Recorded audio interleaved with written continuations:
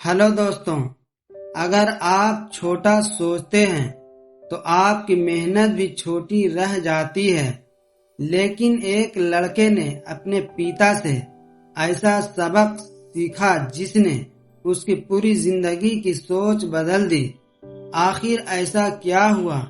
जंगल में जो हर इंसान को बड़ा सोचने की सीख देता है। बहुत समय पहले की बात है। एक पिता अपने बेटे को एक जंगल में लेकर जाते हैं। धनुष बाण से निशाना कैसे लगाते हैं यह सिखाने के लिए वह अपने बेटे को एक जगह पर खड़ा कर देते हैं। उससे थोड़ी दूरी पर एक नीम का पेड़ था। वह उस नीम के पेड़ पर निशाना सेट कर देते हैं और अपने बेटे से कहते हैं कि इसी जगह खड़े रहते हुए इस पेड़ पर निशाना लगाओ। अब वह लड़का अपनी पूरी जान लगाते हुए धनुष बाण को खींचता है और उस पेड़ की तरफ निशाना करते हुए तीर छोड़ देता है। लेकिन होता क्या है कि निशाना लगना तो दूर की बात, उसका छोड़ा हुआ तीर उस पेड़ तक पहुंच ही नहीं पाता। वह तीर उससे पहले ही जमीन पर गिर जाता है।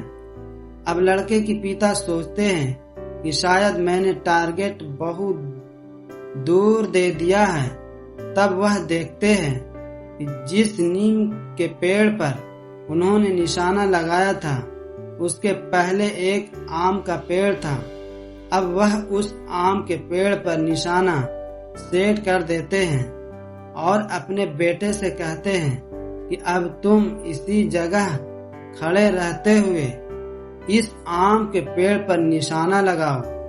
लड़का फिर से तैयार होता है। वह धनुष बाण को जोर से खींचता है और तीर आम के पेड़ की तरफ छोड़ देता है। लेकिन फिर से वही होता है।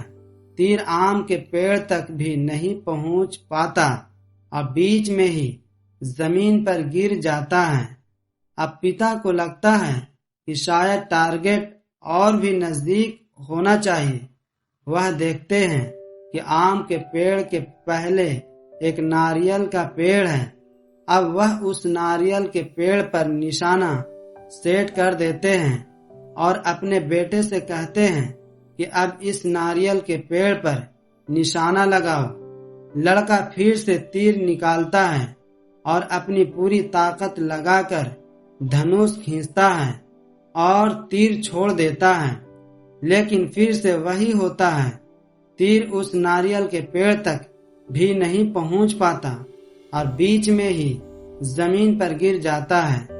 अब उसके पिता जैसे ही जमीन पर गिरा हुआ तीर उठाने के लिए जाते हैं तो वह एक बात नोटिस करते हैं। जब उन्होंने सबसे पहले नीम के पेड़ पर निशाना लगाया था तब उसका तीर आम के पेड़ तक पहुंच रहा था।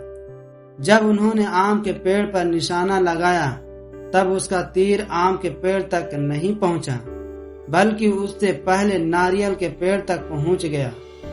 और जब उन्होंने नारियल के पेड़ पर निशाना लगाया तो उसका तीर नारियल के पेड़ तक भी नहीं पहुंच पाया और उससे पहले ही जमीन पर गिर गया।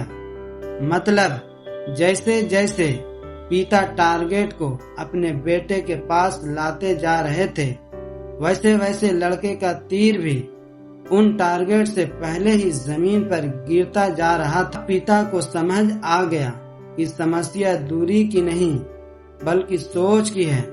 तभी वह देखते हैं कि सबसे पहले जिस पेड़ को उन्होंने देखा था उसके पीछे एक और बहुत बड़ा पेड़ था, बरगद का।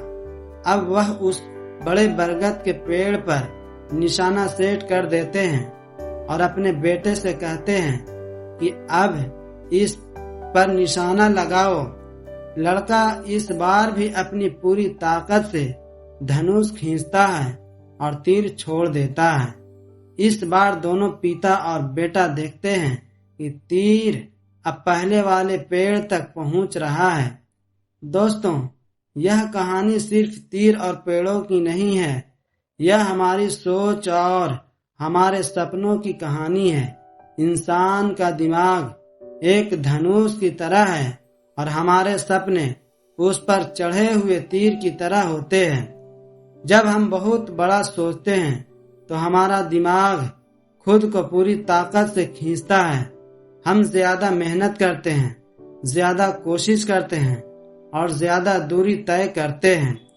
लेकिन जब हम छोटा सोचते हैं तो हमारी कोशिश भी छोटी हो जाती है। हम अपनी पूरी ताकत का इस्तेमाल ही नहीं करते। याद रखो, अगर तुम सितारों के बारे में सोचते तो शायद आसमान तक तो पहुंच ही जाओगे, लेकिन अगर तुम सिर्फ जमीन तक ही सोचोगे तो शायद आधी दूरी में ही रुक जाओगे। अक्सर लोग कहते हैं इतना बड़ा मत सोचो, गिर जाओगे। लेकिन सच यह है कि जो ऊंचा सोचता है वही ऊंचा उठता है। जो छोटा सोचता है वह अपनी ही बनाई हुई सीमाओं में कैद हो जाता है। इंसान जितना सोचता है अक्सर उसका सिर्फ एक हिस्सा ही हासिल कर पाता है। इसलिए सोच हमेशा बड़ी रखो, सपने ऊंचे रखो, लक्ष्य दूर रखो, क्योंकि निशाना जितना दूर होगा तुम्हारी उड़ान उतनी ही लंबी होगी।